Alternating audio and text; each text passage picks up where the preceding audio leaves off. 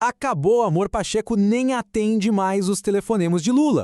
Pois é, o cenário político brasileiro é literalmente um jogo de xadrez de altíssimas apostas. E lá em Minas Gerais, bom, o tabuleiro acabou de ser chutado para longe. Para a gente destrinchar essa ruptura total e antes de mergulharmos de cabeça nisso, já inscreva-se no nosso canal de forma rápida para continuar recebendo essas explicações de bastidores fresquinhas. Vamos entender de vez o que quebrou essa aliança. Essa frase, que ecoou forte nos bastidores, reflete o ápice de um baita rompimento lá em Brasília. Sabe aquela relação que parecia ajeitadinha, perfeitamente alinhada entre os poderes? Virou um verdadeiro muro de silêncio. Mas vem cá, o que será que aconteceu para gerar um distanciamento tão rápido e tão dramático entre o presidente da República e o presidente do Senado? Para entender essa lei do gelo, a gente precisa voltar um pouquinho e olhar para os relatos que apontam por um grande acordo não oficial. Sabe como é, né? O papo original era que o Rodrigo Pacheco adotou uma postura de alinhamento super certinha com o executivo para garantir um troféu bem específico, uma cadeira no Supremo Tribunal Federal. A expectativa era claríssima. Com a vaga aberta, o Pacheco seria o nome escolhido. Era um jogo clássico de lealdade em troca de uma posição vitalícia e de muitíssimo poder. A ideia era simples. O Senado joga junto, o STF é o prêmio. Mas a realidade bateu a porta de um jeito bem diferente. O executivo simplesmente mudou a rota e indicou o Messias, deixando o Pacheco totalmente de fora dos planos. Foi aquele banho de água fria, sabe? Esse foi o ponto de virada absoluto. A base do acordo derreteu e a peça principal do tabuleiro ficou sem a tão sonhada recompensa. E com a vaga do STF fora da mesa, a gente chega no famoso prêmio de consolação oferecido ao Pacheco e na recusa dele. A nova oferta era disputar o governo de Minas Gerais. Só que tinha um detalhe bem ingrato. Ele entraria no que a gente chama na política de boi de piranha. A fonte explica isso super bem. Não era uma campanha para ele ganhar, de jeito nenhum. A ideia era ser um candidato sacrificado, apenas para garantir um palanque local, porque para o Executivo Federal, ter um lugar para discursar e fazer campanha num estado gigante é essencial. A fonte até traça um paralelo com a situação do Fernando Haddad em São Paulo contra o Tarcísio, aquela campanha onde a chance de vitória é minúscula, mas que serve ao propósito muito maior de dar visibilidade e palco para o candidato à presidência ali na região. Basicamente, queriam colocar o Pacheco para correr atrás de um governo que ele dificilmente levaria, só para fornecer esse palanque para o Lula, restando ao Pacheco torcer por um ministério lá na frente. Só que o Pacheco olhou para isso e falou, nem pensar. E foi uma recusa puramente estratégica. O cálculo mudou na hora em que o Senado começou a mostrar uma resistência inicial ao nome de Messias.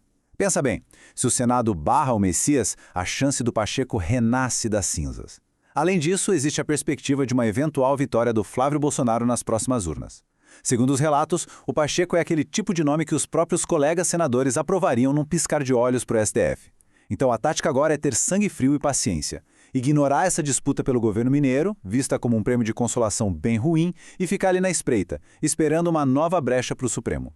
Bom, esse não gerou um tremendo efeito dominó. Vamos olhar agora para os impasses da esquerda na busca por esse palanque.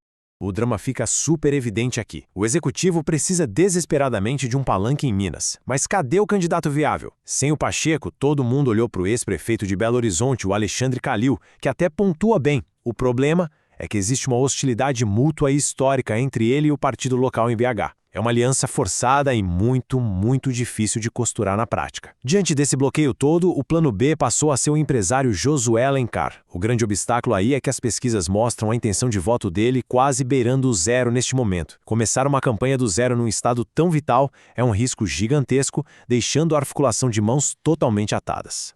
Mas se engana quem acha que está tudo tranquilo do outro lado do espectro. Vamos mergulhar agora no dilema da direita.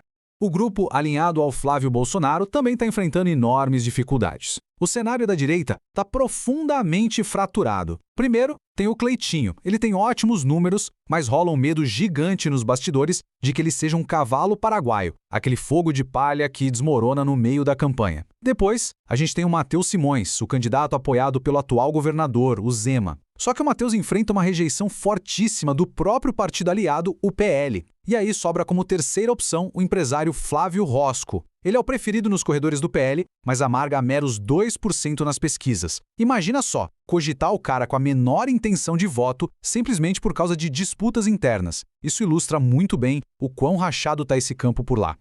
E toda essa confusão nos joga direto para o tabuleiro geral. Vamos olhar para o xadrez eleitoral propriamente dito. A grande dor de cabeça, o que realmente une o desespero dos dois lados, é a falta de um palanque sólido. E por que isso é tão grave? Porque estamos falando de Minas Gerais. Esse estado não é só mais um no mapa. É simplesmente o segundo maior colégio eleitoral de todo o Brasil. Historicamente, tentar ganhar uma eleição nacional sem um desempenho robusto e um palanque forte em Minas é quase impossível. É um campo de batalha indispensável, que frequentemente espelha e até decide o humor político do país inteiro. Para colocar isso em perspectiva, dá uma olhada nesses números atuais que traduzem a tensão do momento. As pesquisas lá no estado mostram um empate técnico de roer as unhas. A gente tem o Lula com 39% e o Flávio Bolsonaro logo atrás com 36%, tudo ali espremidinho dentro da margem de erro. A disputa está completamente em aberto e extremamente acirrada. Não tem margem para erro de jeito nenhum.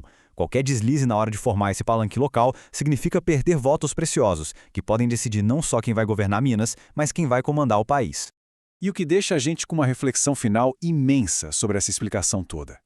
Num empate tão apertado, no segundo maior colégio eleitoral do país, a gente está vendo as duas principais forças políticas presas nos seus próprios labirintos, completamente incapazes de apresentar um nome inquestionável. E aí fica a provocação. Como é que a ausência de um palanque sólido, nesse estado que é tão vital, vai impactar o resultado nacional lá na frente? Será que a gente vai assistir a um cenário onde a pura desorganização local vai acabar definindo o grande vencedor da corrida eleitoral mais importante do país?